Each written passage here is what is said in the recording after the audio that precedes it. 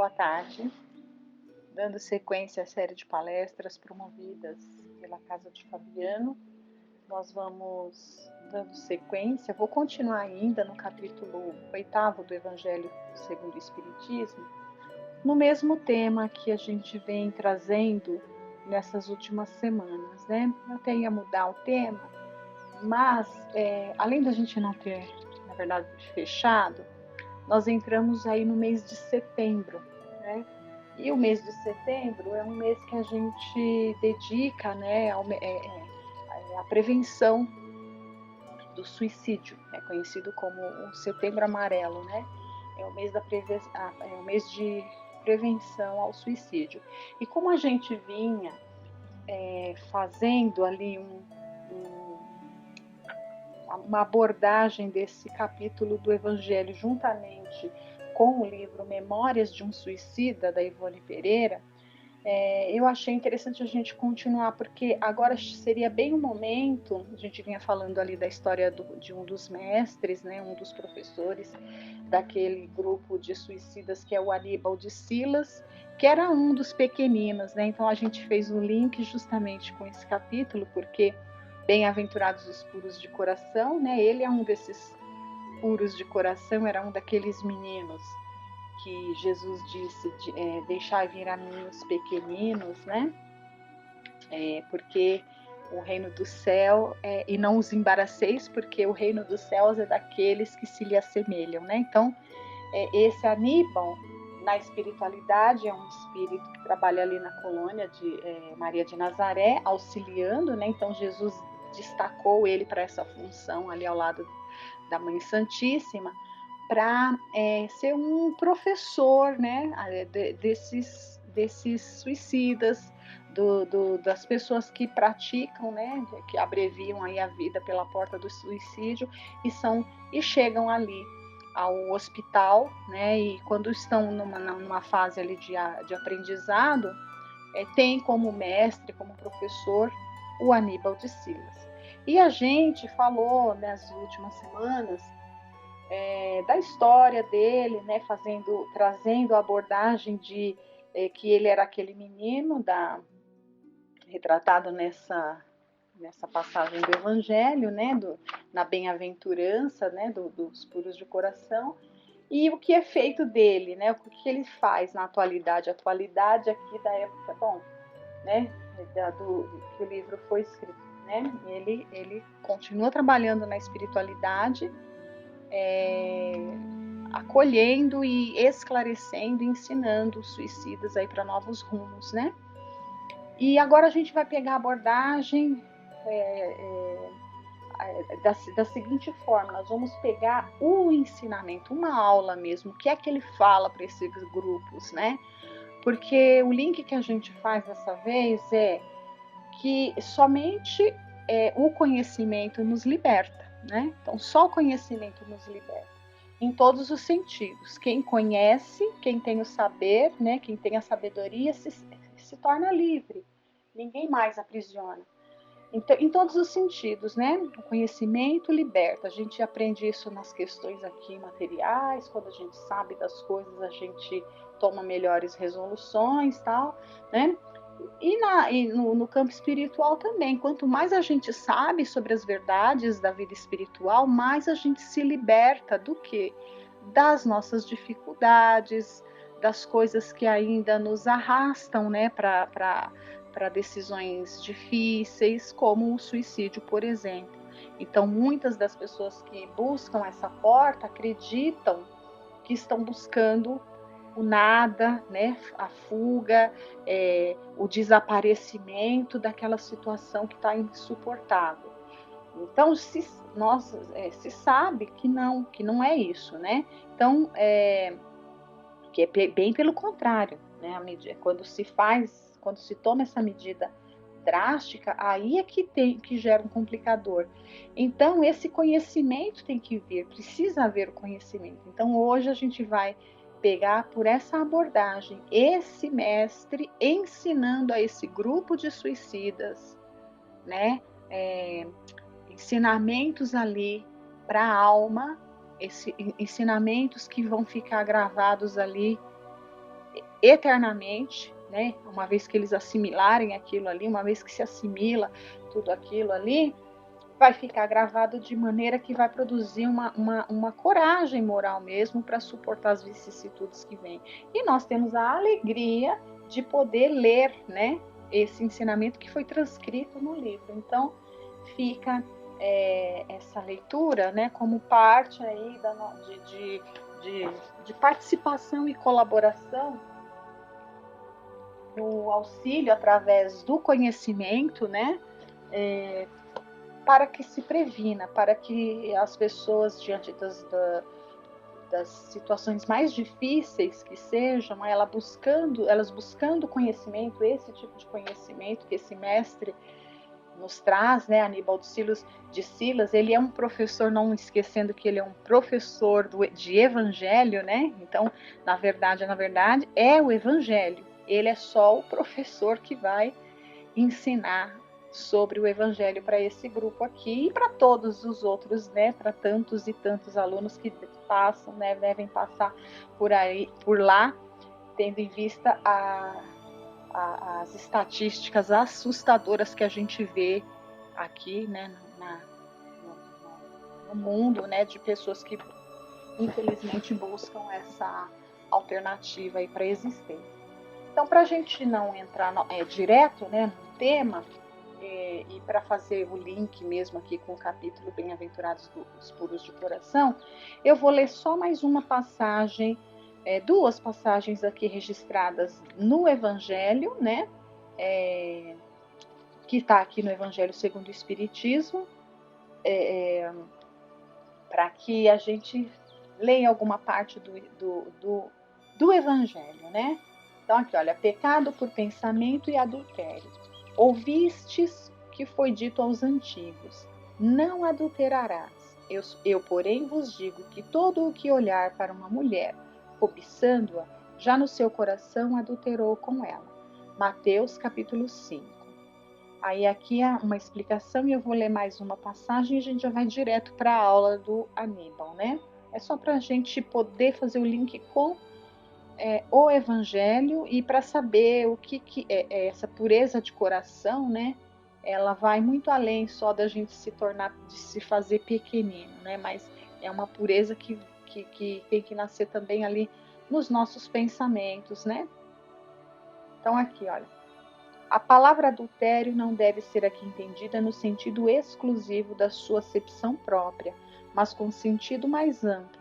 Jesus a empregou frequentemente por extensão, para designar o mal, o pecado e todos os maus pensamentos, como, por exemplo, nesta passagem.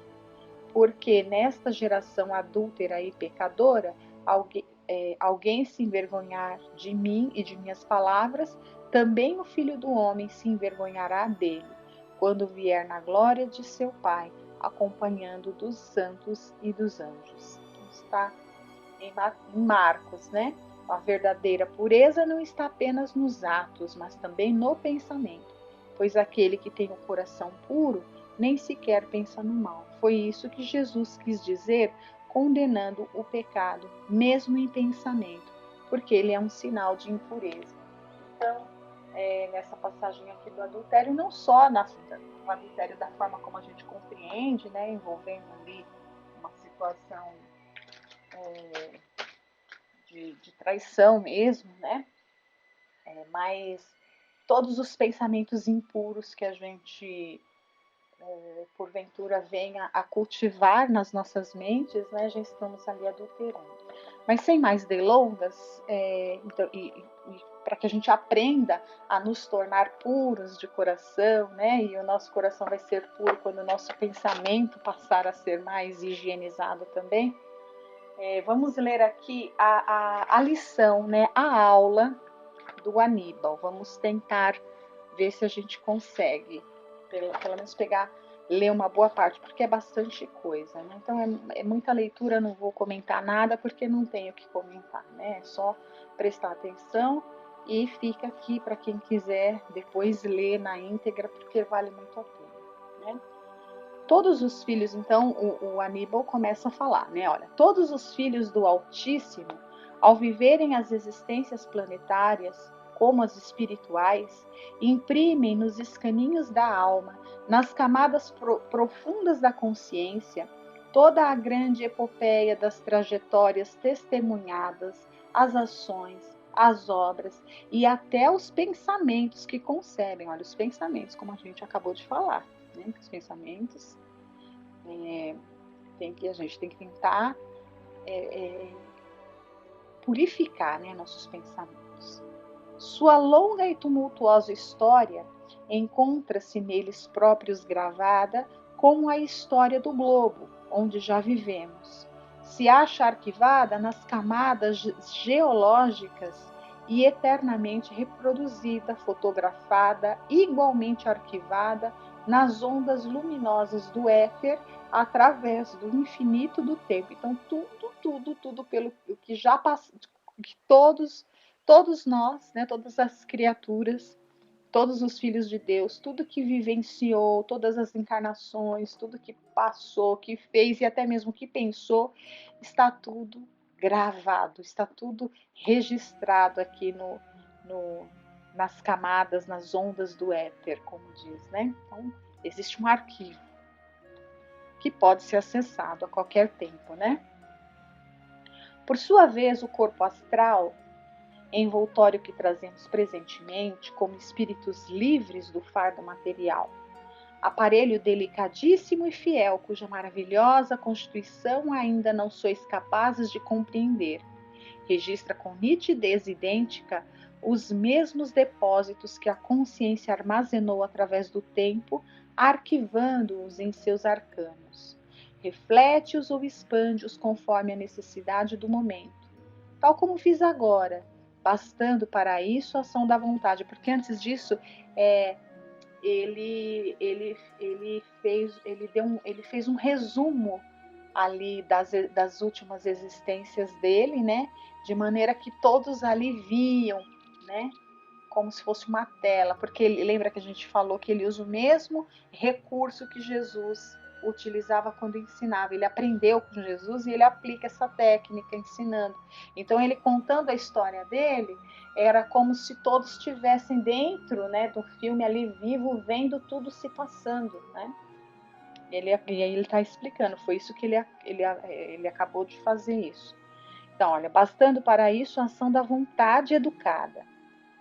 Ora, se tivesseis educadas as faculdades da vossa alma, se cursando universidades na terra, esclarecendo inteligências como homens que fostes igualmente, houvesseis cultivado os preciosos dons do Espírito, assim vos apossando dos sublimes conhecimentos das ciências psíquicas, além de não haver convosco a possibilidade de uma derrota produzida por suicídio, porquanto vos teríeis colocado em planos muitas vezes superiores aos em que medram as paixões insânias que a este dão causa, agora estaríeis à altura de compreenderdes minhas expressões mentais sem o auxílio, por assim dizer, material, deste aparelhamento que me fotografou e animou os pensamentos, as lembranças e recordações,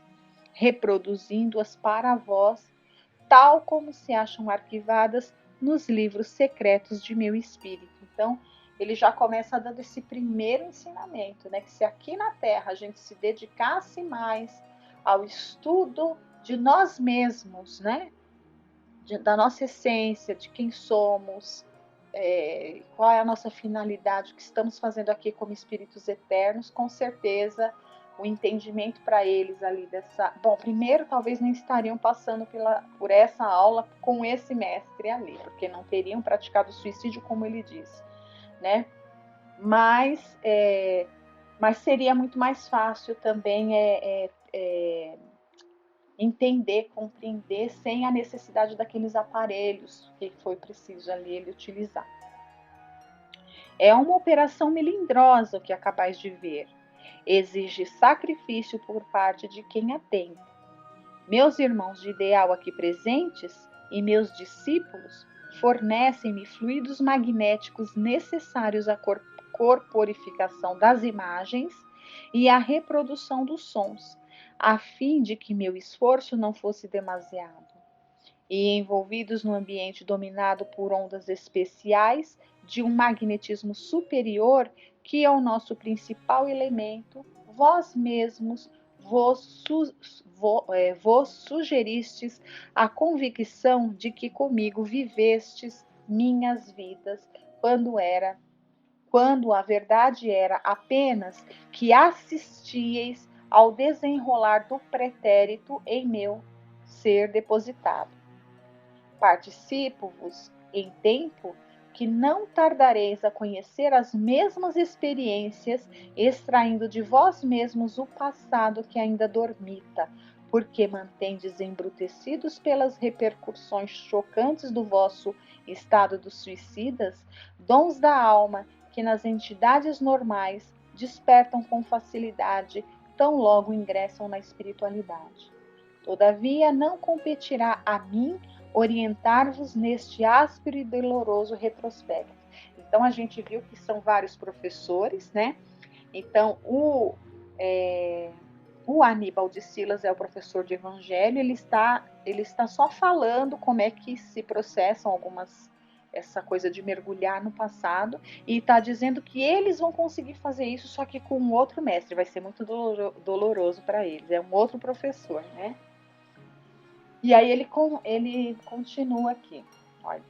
O conhecimento que com o fato agora presenciado adquiristes, comum nos planos da espiritualidade, mesmo vulgaríssimo, um dia enriquecerá as aquisições intelectuais e científicas da Terra para galardão dos homens por meio da ciência psíquica transcendental. Então isso um dia nós vamos conhecer, né? Nessa plenitude. Até lá, porém, haverá o homem de moralizar-se, desenvolver faculdades preciosas do espírito, as quais no momento ele ignora possuir, a fim de só então tornar-se digno de tão sublime aquisição, para que não venha a servir-se de um dom de natureza divina como instrumento de crimes e paixões subalternas, como há acontecido com outros valores sagrados que até hoje há recebido. Então, só vai ser permitido que isso chegue até nós quando nós já estivermos aí regenerados de uma maneira tal que saibamos fazer um bom uso desse dom precioso, né? No momento ainda não. Na própria Terra, esse dom, cujo valor inestimável ainda é desconhecido às inteligências vulgares, foi exercido para as altas finalidades da educação das primeiras massas que se fizeram cristãs. Seria difícil fazer compreender o sublime alcance do Evangelho do Reino a criaturas simples e iletradas, apenas com o ardor da oratória, a magia do verbo. Então, é isso que a gente já leu lá, né? Que Jesus, quando Jesus falava para as multidões, ele já utilizava para esse recurso. Ele falava e todo mundo ficava ali inebriado, vendo, imaginando ali no fundo dos seus pensamentos, na tela dos seus pensamentos, da sua mente, cada um via cenas maravilhosas de tudo aquilo que o Cristo falava, por isso que ficavam ali inebriados, né? O Nazareno, compassivo e amoroso, senhor de poderes psíquicos incalculáveis para nós outros, dono da maior força mental que já nos foi dado conceber, expondo suas formosas lições, criava cenas e corporificava-as, dando aos ouvintes, maravilhados, o esplendor de visões interiores que o seu pensamento fecundo e poderoso não se cansava de distribuir, né? Como a gente já havia visto, né, semanas passadas. É certo, porém, que nem todos aqueles que o ouviam estariam à altura de compreendê-lo. Mesmo dentre os escolhidos para lhe auxiliar o ministério redentor, houve quem não o compreendesse. Então, mesmo entre aqueles que estavam ali próximos dele, né? Mas os outros, para quem ele representava a luz incorruptível da verdade, os simples, os sofredores, os sedentos de justiça e de esperança, os de boa vontade, destituídos de vaidade, em que o egoísmo do século já não medrava, vibrando mais ou menos harmoniosamente com ele, seguiam-lhe as ondas criadoras do pensamento luminoso e absorviam o ensinamento exemplificado de todas as formas.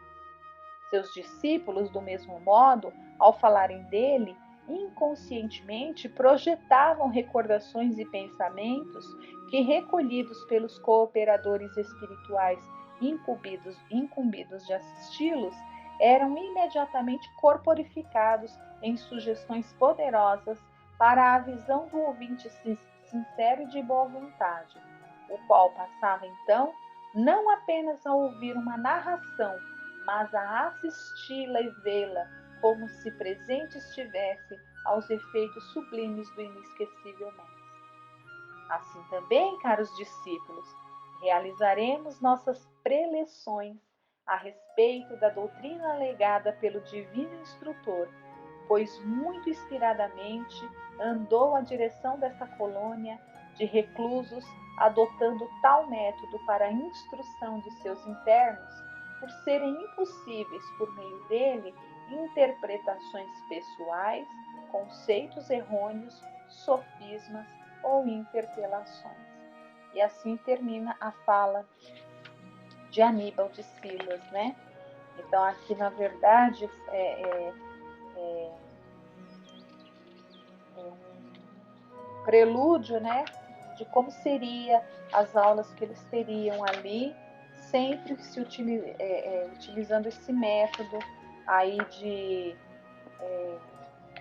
ele ia ensinar o evangelho para eles, né, mostrando as cenas ali na tela da mente de cada um, tal qual Jesus fazia, né? Então, é que a gente aprenda, né? Ele está falando que no futuro isso vai existir para a gente aqui na Terra. Então, a gente precisa já começar a se preparar para isso. E a gente pode se preparar para isso nos nossos momentos ali que estamos na sessão, nos momentos em que a gente está recolhido para fazer a nossa prece, que a gente está fazendo uma leitura edificante, já começar a se concentrar de verdade, mergulhar, tentar ali imaginar aqueles quadros. Com certeza, quem está buscando vai encontrar, né? Que belos quadros aí não vão se apresentar para a gente se a gente se permitir começar a fazer dessa maneira, né? Com certeza, a gente lindas imagens surgem aí no fundo dos nossos pensamentos quando a gente dedica um tempo para se concentrar de verdade em Jesus. E sobretudo não é só o tempo para se concentrar, é quando a gente está disposto mesmo, de boa vontade, como ele falou aqui, né? Então, que esses ensinamentos toquem fundo as fibras do nosso coração, para que a gente também queira ver essas lindas imagens aí. Muito obrigada, uma boa semana a todos.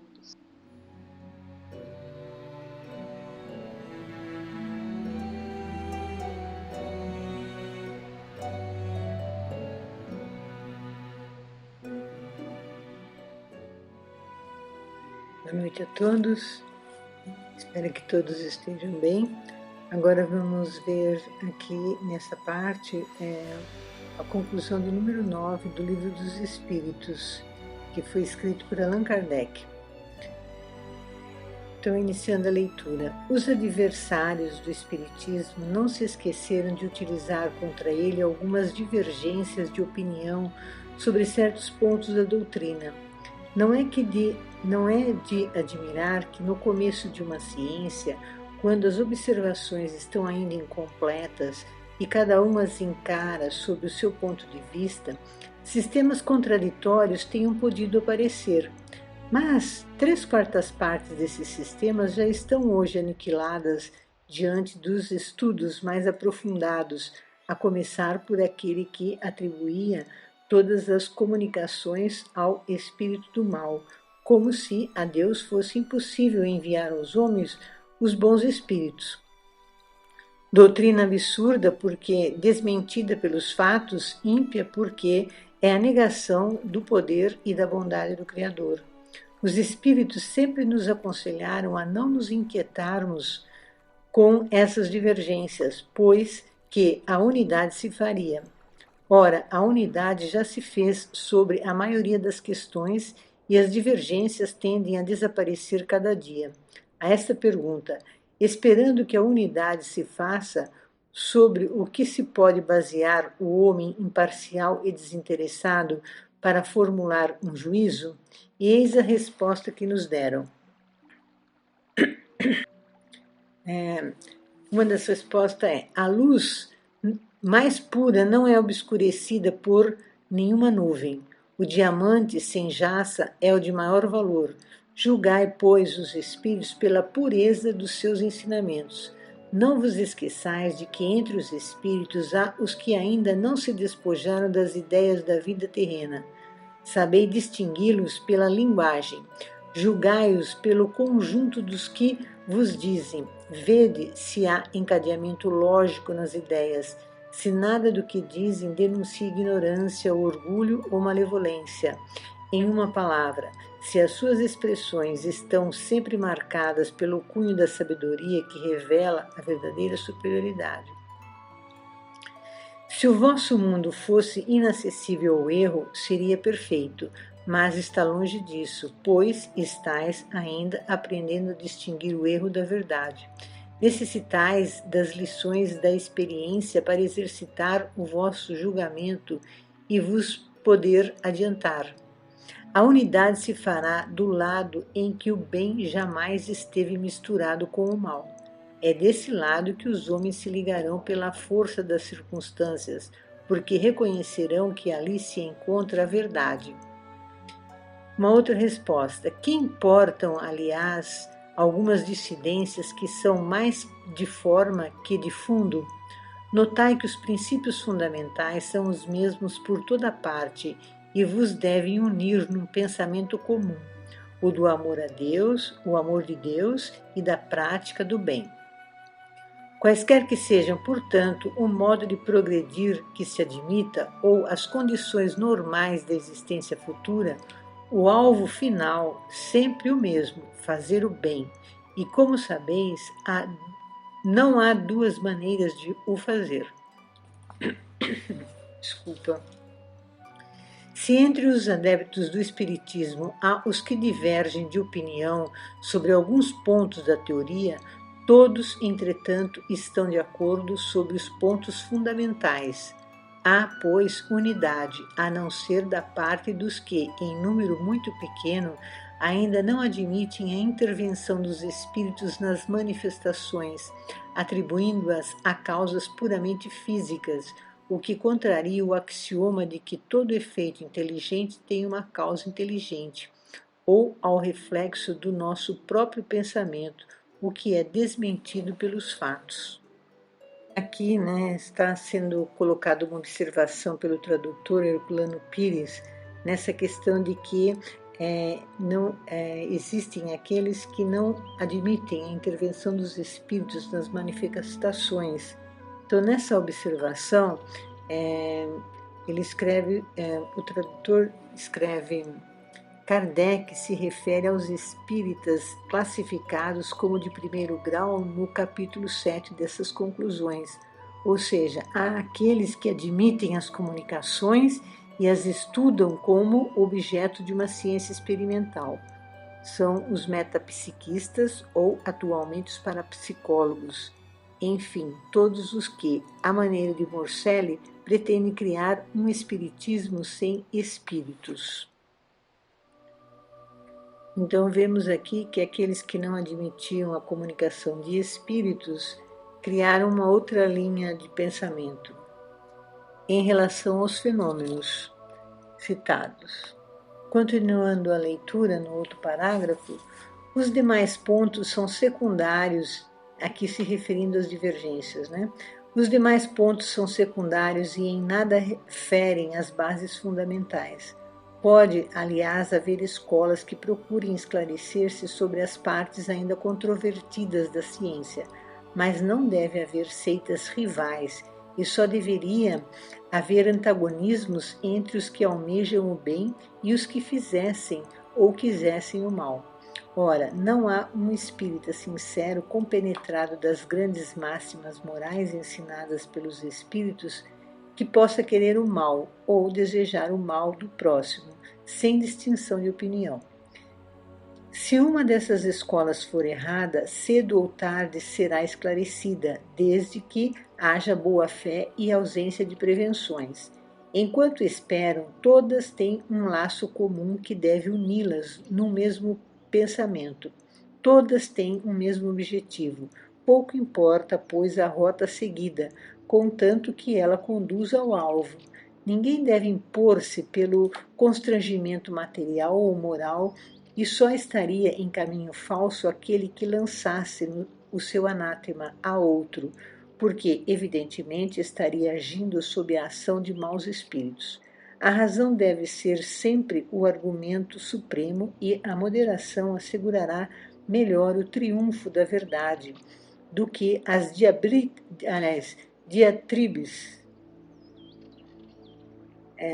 envenenadas pela inveja e pelo ciúme.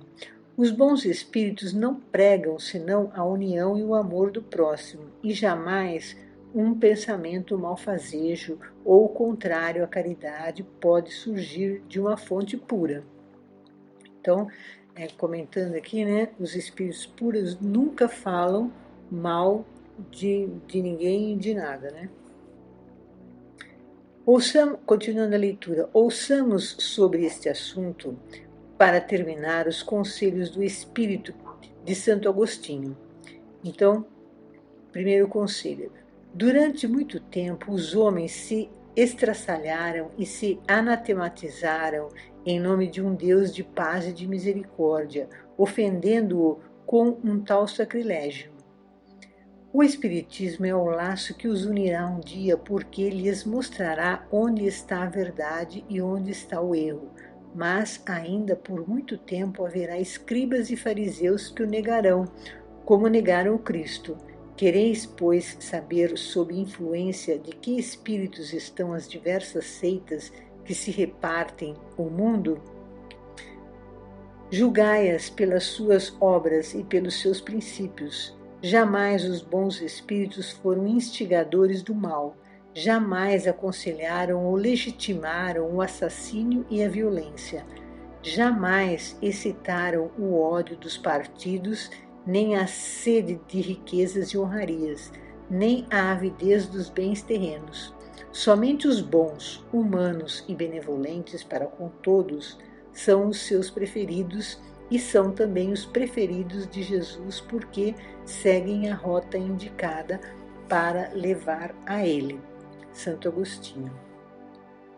Então, vemos aqui neste item 9, da conclusão e finalização do Livro dos Espíritos, Kardec faz colocações sobre as divergências que ocorrem ou que ocorreram no início dos estudos dos fenômenos relacionados ao Espiritismo.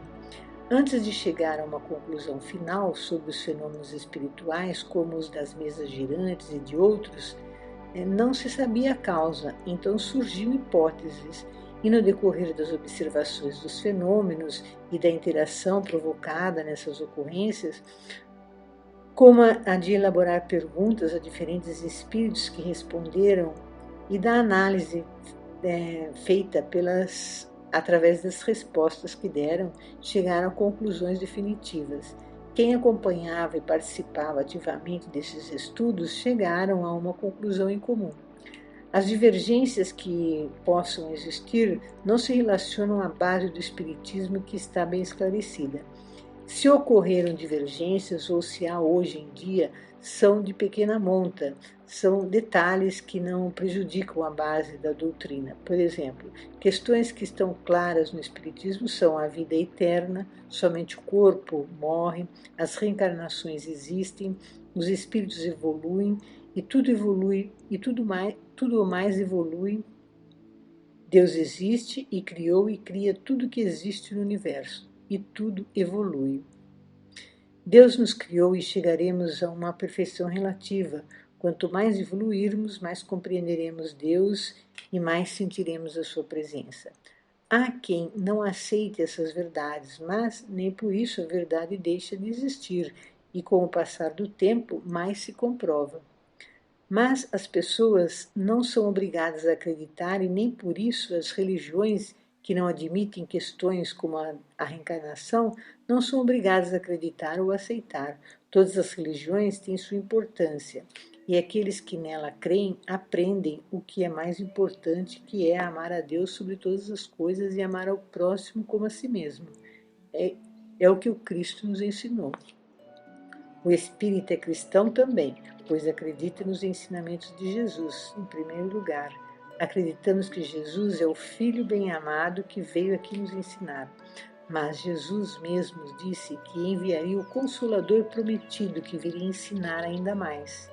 O que Jesus falou de forma velada, o que as pessoas ainda não podiam absorver naquela época, agora os Espíritos se manifestaram e ainda se manifestam de várias maneiras para que tenhamos a certeza da vida eterna e que reencarnamos muitas e muitas vezes.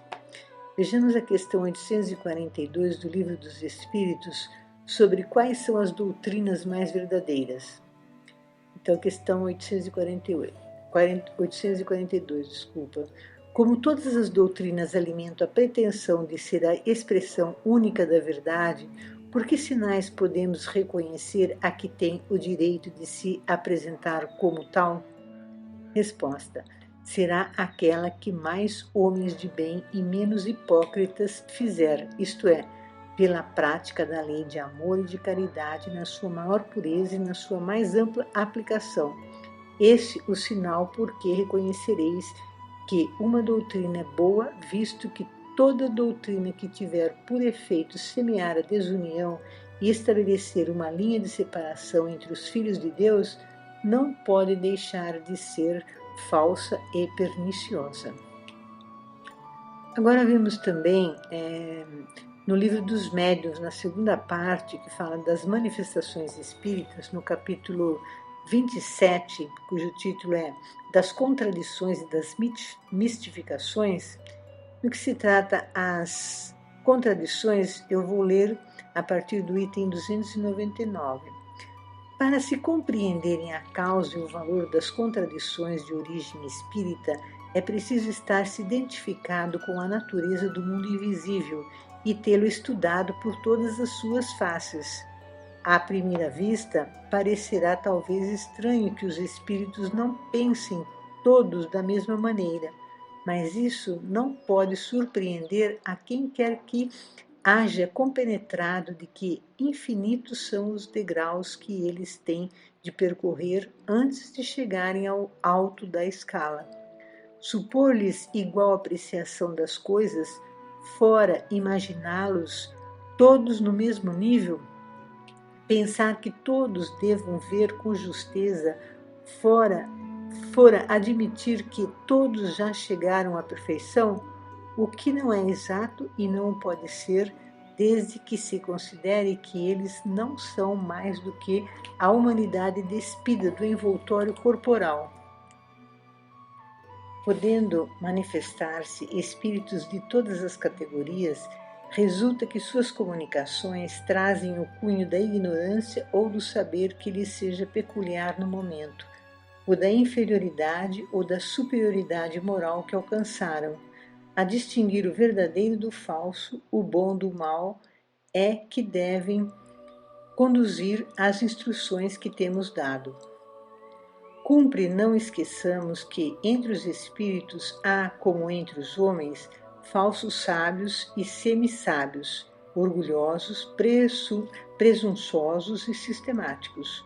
Como só aos espíritos perfeitos é dado conhecerem tudo, para os outros há, do mesmo modo que para nós, mistérios que eles explicam à sua maneira, segundo as suas ideias, e a cujo respeito podem formar opiniões mais ou menos exatas, que se empenham, levados pelo amor próprio, porque prevaleçam e que gostam de reproduzir em suas comunicações.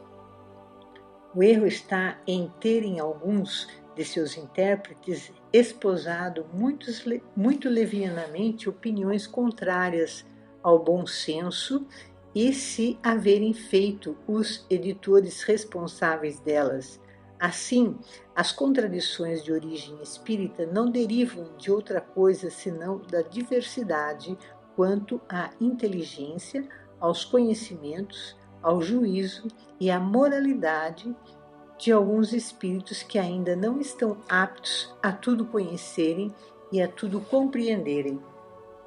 Agora o item 300, dando continuidade à leitura, né?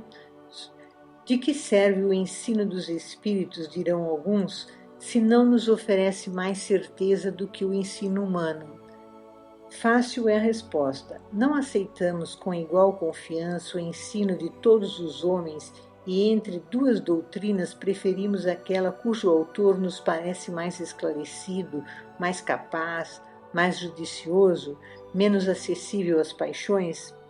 Do mesmo modo, se deve proceder com os espíritos. Se entre eles há os que não estão acima da humanidade, muitos há que a ultrapassaram, e estes nos podem dar ensinamentos que em vão buscaríamos com os homens mais instruídos. De distingui-los é do que deve tratar com cuidado quem queira esclarecer-se, e a fazer essa distinção é o que conduz o Espiritismo. Porém, mesmo esses ensinamentos têm um limite, e se aos espíritos não é dado saberem tudo, com mais forte razão isso se verifica relativamente aos homens. Há coisas, portanto, sobre as quais será inútil interrogar os espíritos, ou porque porque lhes seja defeso quer dizer interditado, proibido, quer dizer, tem coisas que é proibido para a nós tomarmos conhecimentos. Ou porque eles próprios as ignoram e a cujo respeito apenas podem expender suas opiniões pessoais.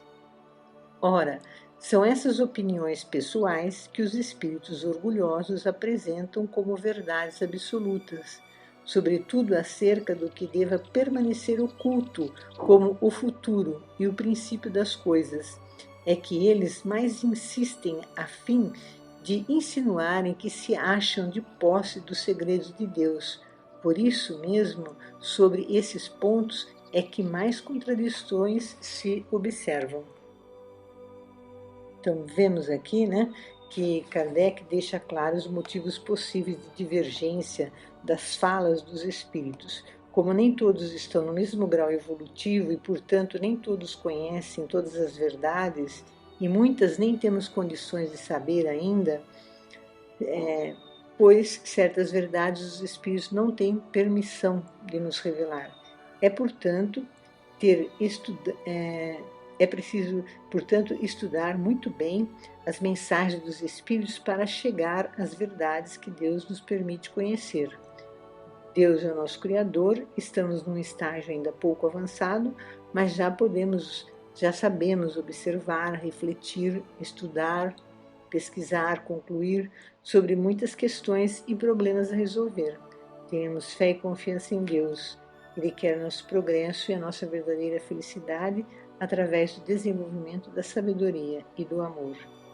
Finalizando, agradecemos a Deus pela vida e pelo amparo que recebemos. Que todos neste planeta recebam de suas bênçãos e saibamos agradecer. Boa semana a todos.